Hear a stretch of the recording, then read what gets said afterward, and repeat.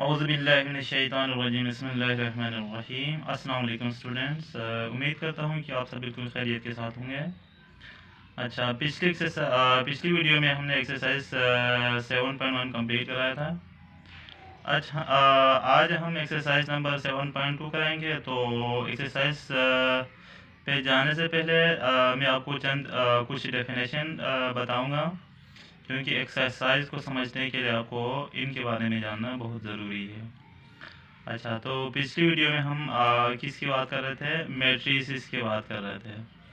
अच्छा, तो मैट्रिक्स इसका सिंगुलर वर्ड है, या मैट्रिक्स को अगर एज ए प्लूरल लिया जाए तो मैट्रिसेस होगा।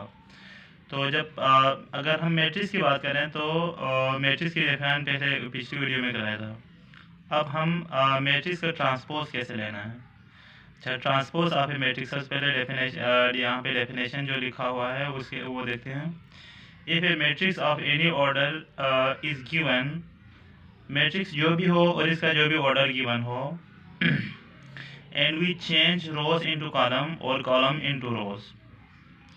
अच्छा, मैट्रिक्स जिस ऑर्डर में जिस तरह जैसे भी गिवन हो, फिर इसको इसमें से हम रोज को कॉलम में चेंज करें या कॉलम को रो में चेंज करें, तो इसके बाद जो नया मैट्रिक्स बनता है उसको इस मैट्रिक्स का जो पहले गिवन था उसका transpose of the given matrix कहते हैं।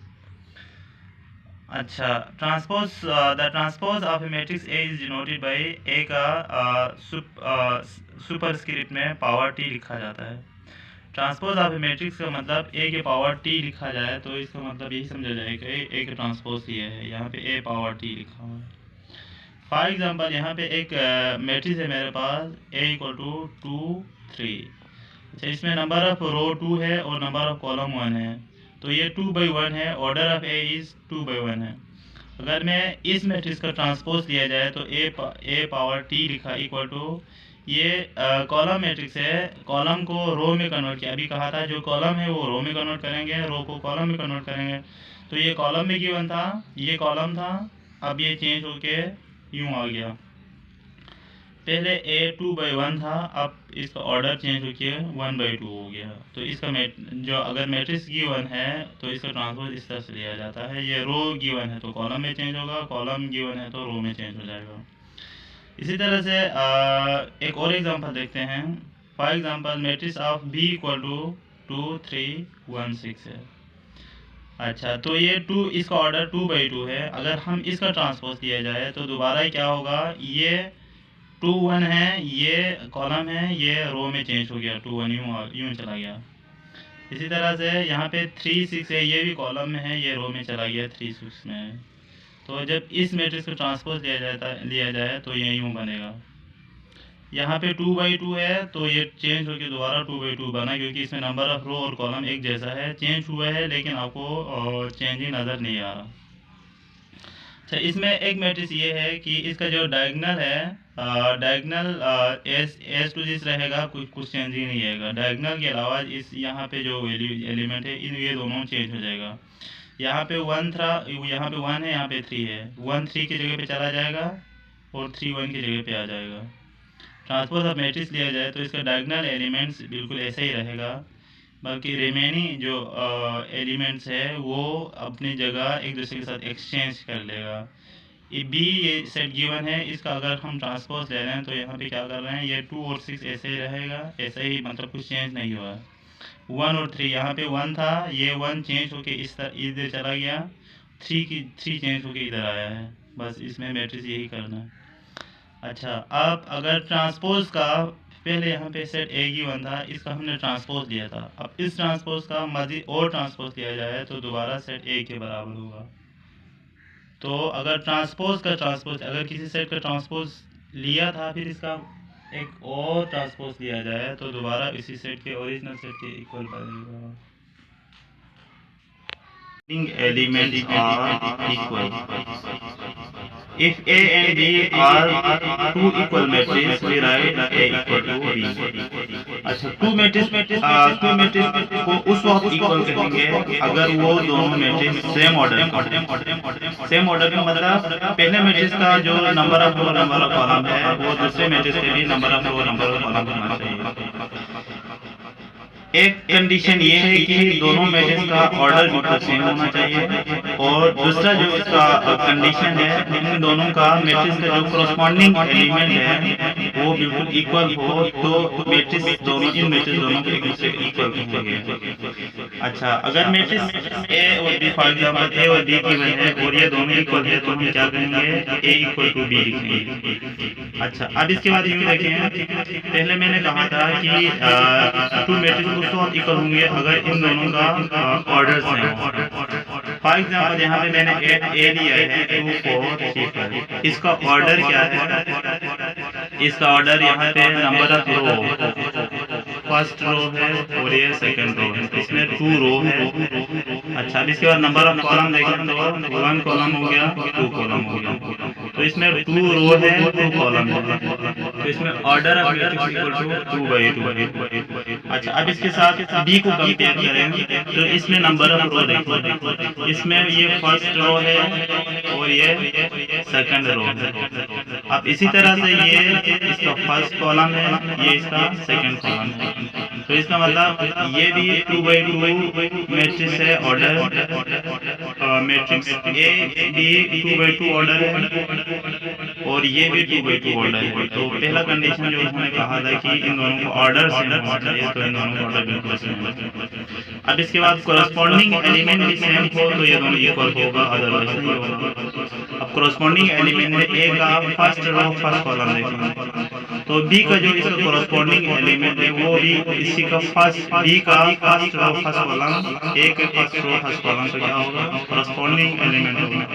तो सेट ए का फर्स्ट रो फर्स्ट कॉलम ये रहा और सेट बी का फर्स्ट रो फर्स्ट कॉलम ये रहा, ये दोनों एक दूसरे का कोरस्पॉन्डिंग एलिमेंट हैं। तो यहाँ पे ए का एलिमेंट 2 है और बी का जो कोरस्पॉन्डिंग एलिमेंट है यहाँ पे 1 + 1 लिखना है, तो 1 + 1 = 2 के ही बराबर है, तो इसका मतलब है ए और बी का कोरस्पॉन्डिंग एलिमेंट दोनों इक्वल है, इसका मतलब है ये दोनों इक्वल है। इसी तरह से इसके जितने भी एलिमेंट्स है वो सब एक दूसरे के इक्वल हो तो इक्वल होगा, अदरवाइज नहीं होगा। अभी तो हमने सिर्फ ये दोनों देखा तो ये दोनों इक्वल है। अब इसके बाद नेक्स्ट यहाँ पे फर्स्ट रो सेकंड कॉलम देखें, यहाँ ये ए का फर्स्ट रो सेकंड कॉलम ये रहा और बी का फर्स्ट रो सेकंड कॉलम ये रहा। तो अभी हमें क्या होना चाहिए कोरस्पॉन्डिंग एलिमेंट के लिए ये दोनों क्या होना चाहिए, ये दोनों बिल्कुल इक्वल होना चाहिए। तो ए में यहाँ पे 4 है लेकिन यहाँ पे 2 + 2 लिखा हुआ, तो हमें पता है कि 2 + 2 दोबारा 4 के बराबर होगा, इसका मतलब है ये दोनों क्या है, ये दोनों ए और बी के ये दोनों कोरस्पॉन्डिंग एलिमेंट है बिल्कुल इक्वल है। अब इसी तरह से इसका first second row first column की बात करें तो यहाँ पे 3 लिखा हुआ है, इसका कोरस्पॉन्डिंग एलिमेंट ये है, 1 + 2 करें दोबारा 3 के बराबर होगा, तो ये दोनों इक्वल है। अच्छा, आप इसका सेकंड रो सेकंड कॉलम की बात करें, सेकंड रो सेकंड कॉलम में ए का first second row second column का एलिमेंट 5 गिवन है और यहाँ पे 3 + 2 गिवन है बी की वैल्यू, लेकिन 3 + 2 हमें पता है 5 के बराबर होगा, तो इसका मतलब है ये दोनों इन दोनों के कोरस्पॉन्डिंग एलिमेंट ये दोनों के क्या बिल्कुल सेम है।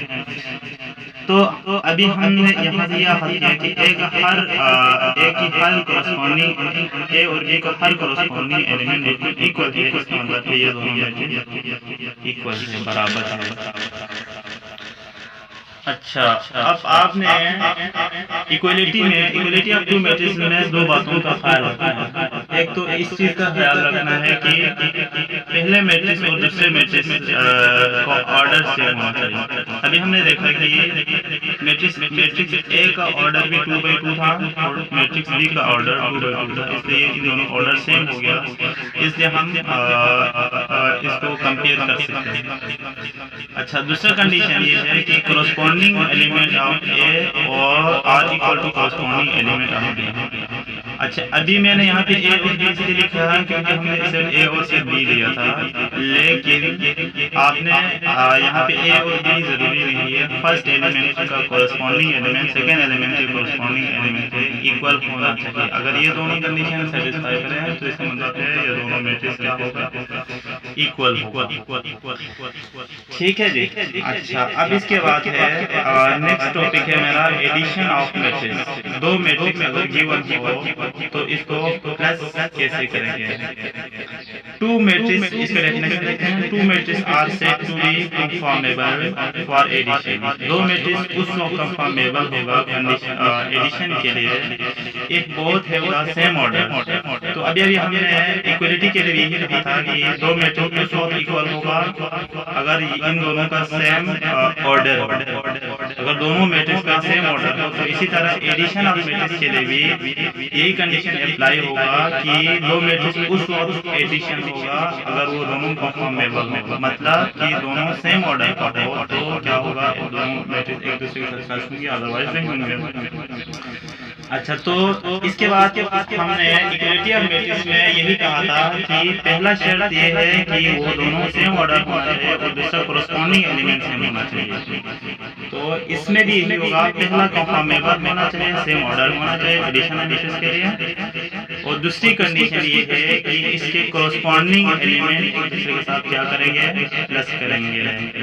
अब एग्जांपल देखते हैं। मैट्रिक्स ए में 25 30 है, 20 15, और मैट्रिक्स बी में मेरे पास वैल्यू 10 15 20 25।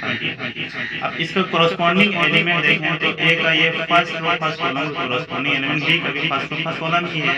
तो कोरस्पॉन्डिंग एलिमेंट प्लस करने का ये मतलब है कि अब 25 को 10 के साथ प्लस करेंगे तो इन प्लस होगा, a plus b equal to 25 plus 10 होगा। अब इसी तरह से इस फर्स्ट रो सेकंड कॉलम इसका फर्स्ट रो सेकंड कॉलम के साथ प्लस होगा तो 30 प्लस 15 होगा। इसी तरह से इसका ये कोरस्पॉन्डिंग एलिमेंट ये रहा तो ये दोनों प्लस होगा तो 20 प्लस 20 हो गया। इसी तरह से इसका सेकंड रो सेकंड कॉलम इसका सेकंड रो सेकंड कॉलम के साथ प्लस होगा तो 15 प्लस 25 होगा।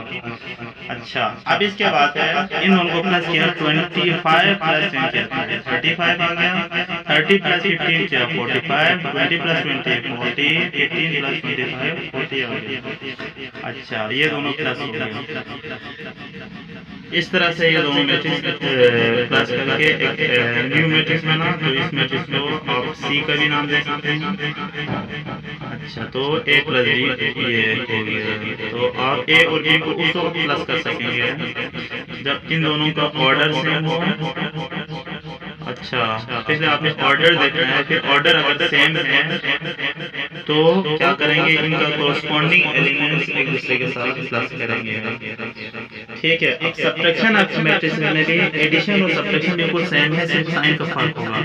सब्ट्रैक्शन ऑफ मैट्रिक्स में क्या होगा, if matrix A and B are of same order we define a different way as a plus minus B is also same as और addition. Addition और सब्ट्रैक्शन इस तरीका बिल्कुल सेम है। फिर यहाँ पे साइन का फर्क होगा। तो यहाँ पे मैंने अभी एडिशन पढ़ा था तो एडिशन में यहाँ पे प्लस लिखा हुआ है, इसलिए मैंने यहाँ पे a माइनस बी को a प्लस माइनस करें तो प्लस माइनस दोबारा माइनस के बराबर होगा। अच्छा, अब यहाँ पे b के साथ साइन माइनस का है तो यहाँ पे प्लस आ गया, तो बिल्कुल एडिशन की तरह हो गया। सब्ट्रैक्शन के लिए आपने इसका ऑर्डर देखना है। अगर ऑर्डर सेम है तो फिर कोरस्पॉन्डिंग एलिमेंट को एक दूसरे के साथ क्या करेंगे, a के कोरस्पॉन्डिंग एलिमेंट को b के साथ माइनस करेंगे। अगर b माइनस a हो तो a माइनस b हो तो b के कोरस्पॉन्डिंग एलिमेंट को a से माइनस करेंगे। इस तरह से आपका जो भी प्रॉब्लम गिवन होगा वो सॉल्व हो जाएगा। अच्छा, अब हम एक्सरसाइज नंबर 7.2 की तरफ आते हैं। एक्सरसाइज नंबर 7.2 में पहला क्वेश्चन है कि determine whether the two matrices are equal.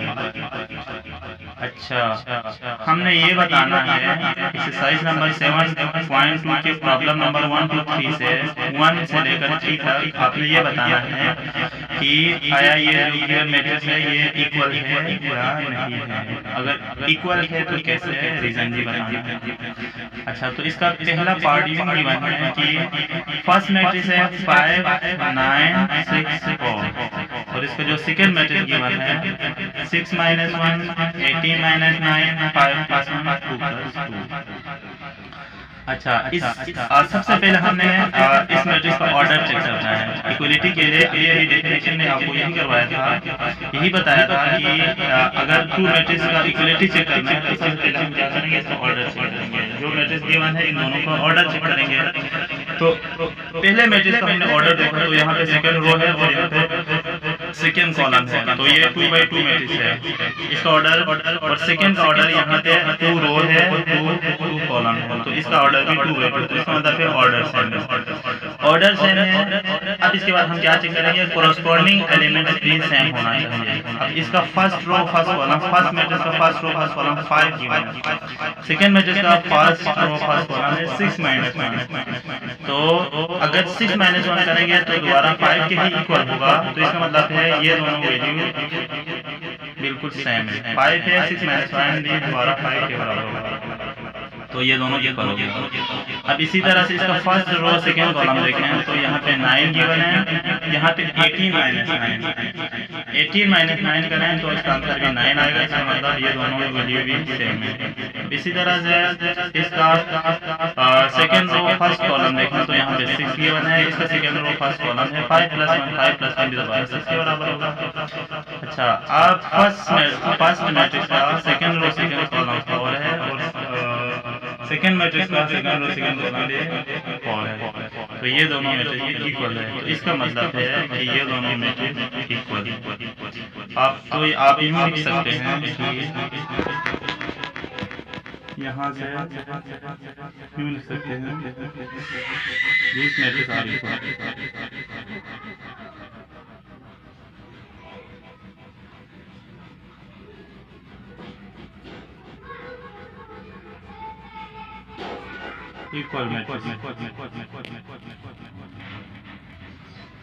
अच्छा, ये दोनों मैट्रिक्स इक्वल है, कैसे है, तो मतलब है इसका ऑर्डर भी सेम है और इसका कोरस्पॉन्डिंग एलिमेंट भी बिल्कुल सेम है, इसलिए ये दोनों इक्वल हो।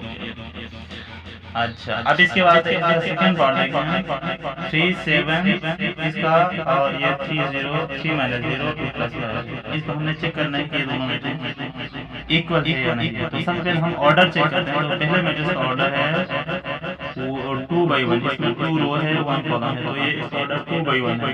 अब सेकंड मैट्रिक्स का ऑर्डर देखें, तो इसमें सिर्फ फर्स्ट रो फर्स्ट एक है और कॉलम 2 है, इसका ऑर्डर 2/1 है और इसका ऑर्डर 1/2 है। तो पहले हमने देखा कि इन दोनों में ऑर्डर सेम था, तो हम इसको क्या कर सकते थे, ऑर्डर कोरस्पॉन्डिंग एलिमेंट चेक कर सकते थे कि सही है नहीं। जब यहाँ पे ऑर्डर ही सेम नहीं है तो आपको चेक करने की जरूरत ही नहीं है, पहला कंडीशन ही फेल हो गया। तो आप यहाँ से यूं कह सकते हैं कि ये दोनों मैट्रिक्स इक्वल नहीं है, नॉट इक्वल। यहाँ पे आप यूं लिख सकते हैं नॉट इक्वल क्यों है, क्योंकि इसका फर्स्ट कंडीशन ही फेल हो रहा है। फर्स्ट कंडीशन क्या था कि ऑर्डर क्या होना चाहिए, सेम होना चाहिए, तो इन दोनों का ऑर्डर सेम नहीं है, इसलिए इक्वल नहीं होगी। अब इसके थर्ड पार्ट पे आ जाए, थर्ड पार्ट में जो मैट्रिक्स गिवन है, अच्छा पहला मैट्रिक्स का जो एलिमेंट्स है वो 5 + 2 है 19 है 13 है 7 -1 और सेकंड मैट्रिक्स का जो एलिमेंट्स है वो 7 9 + 10 11 + 2 16 है। अच्छा, सबसे पहले ऑर्डर चेक करें, तो ये भी 2/2 है और ये भी 2/2 है, तो पहला कंडीशन सेटिस्फाई हो गया। अब दूसरा कंडीशन में क्या होना चाहिए, कोरस्पॉन्डिंग एलिमेंट होना चाहिए। इसका कोरस्पॉन्डिंग एलिमेंट क्या है, ये है इसका कोरस्पॉन्डिंग एलिमेंट, तो इसका फर्स्ट रो फर्स्ट कॉलम 5 + 2 5, इसका भी 5 7 है, 5 + 2 भी 7 के बराबर है, 7 भी 7 के बराबर है। फर्स्ट रो सेकंड कॉलम देखना है, फिर फर्स्ट रो सेकंड कॉलम देखना है, यहाँ पे 19 गिवन है, यहाँ पे 9 + 10 करें तो भी 19 होगा, ये 13 है, 11 + 2 13 होगा। सेकंड रो सेकंड कॉलम 7 - 1 है 6 है, 7 - 1 करना तो ये 6 के बराबर होगा, तो इसका मतलब है ऑर्डर भी इक्वल है और कोरस्पॉन्डिंग एलिमेंट भी सेम है, इसका मतलब है ये इक्वल मैट्रिक्स है। आप यहाँ पे यूं लिख सकते हैं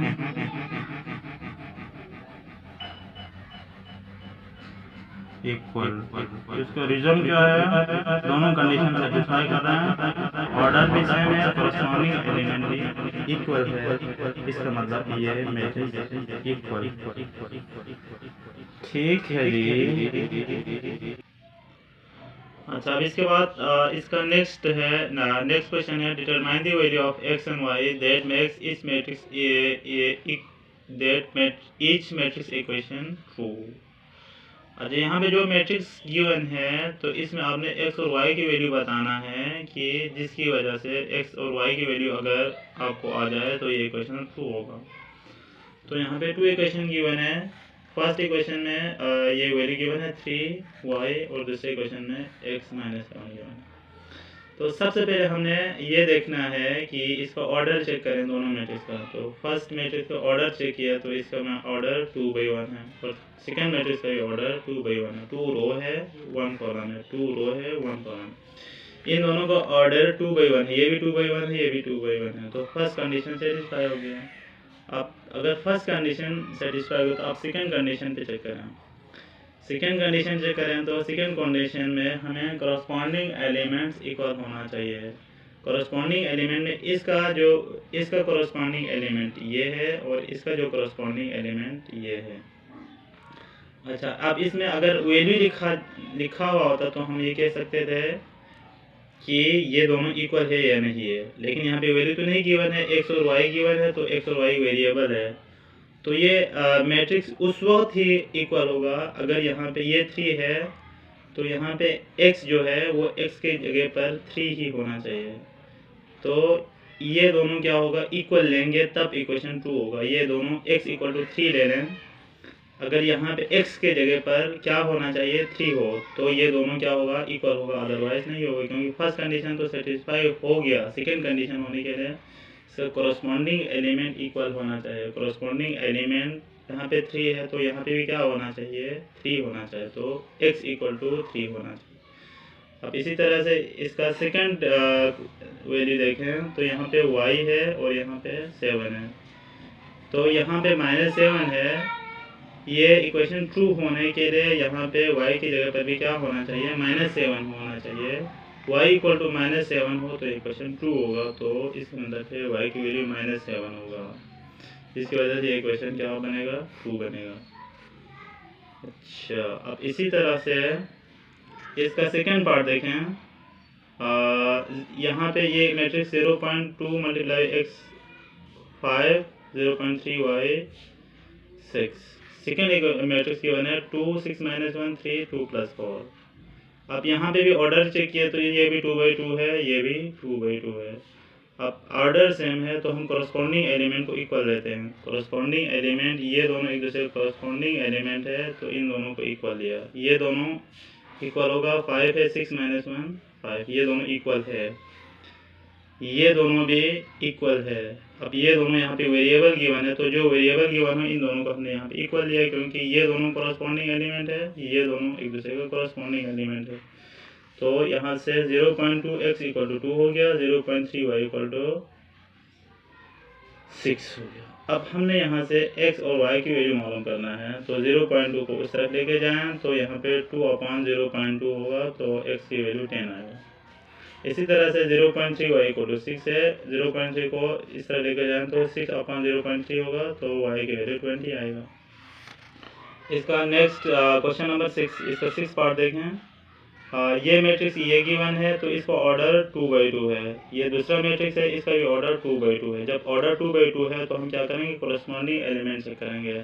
तो ये दोनों कोरस्पॉन्डिंग एलिमेंट है, अगर ऑर्डर सेम है तो कोरस्पॉन्डिंग एलिमेंट इक्वल होना चाहिए। तो ये दोनों कोरस्पॉन्डिंग एलिमेंट है, इसलिए हमने इन दोनों को इधर इक्वल लिया है। इसी तरह से ये दोनों एक दूसरे का कोरस्पॉन्डिंग एलिमेंट है, इसलिए ये दोनों इक्वल लिया है। आप यहाँ देखें ये दोनों तो इक्वल है तो आपको कहने की ज़रूरत ही नहीं है, ये दोनों भी इक्वल बिल्कुल सेम है तो इसको लिखने की ज़रूरत ही नहीं है। अब यहाँ से x और y अननोन वैल्यू है, जब इसकी वैल्यू इसमें पुट करेंगे तो ये इक्वेशन ट्रू होना चाहिए। तो ये इक्वेशन ट्रू होने के लिए यहाँ पे x क्या हो तो ये क्या होगा, ट्रू होगा। तो यहाँ पे अगर x 1 हो तो यहाँ पे √5 है और यहाँ पे √5 × 1 करें तो दोबारा √5 होगा तो ये इक्वेशन ट्रू होगा। तो √5 x = 5 है तो x अगर x के जगह पर 1 हो तो ये इक्वेशन ट्रू होगा, इसलिए x की वैल्यू 1 है, x = 1 होना चाहिए। इसी तरह से यहाँ पे √5 × y है और यहाँ पे सिर्फ √5 है। तो ये इक्वेशन ट्रू होने के लिए यहाँ पे क्या होना चाहिए, सिर्फ यहाँ पे y की जगह पर 1 होना चाहिए। अगर y = 1 हो तो √5 × 1 हो तो दोबारा √5 आएगा, इस तरह से इक्वेशन ट्रू होगा।